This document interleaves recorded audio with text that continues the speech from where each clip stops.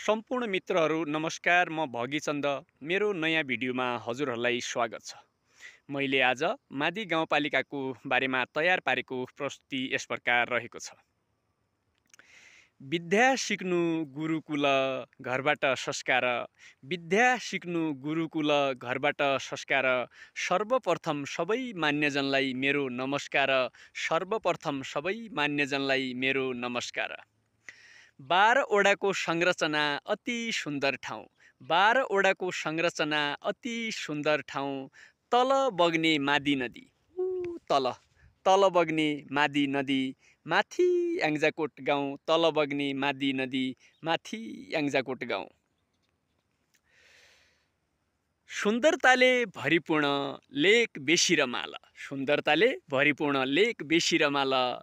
उत्तरमा टल्किएका यी अटल हिमाल। उत्तरमा टल्किएका यी अटल हिमाल।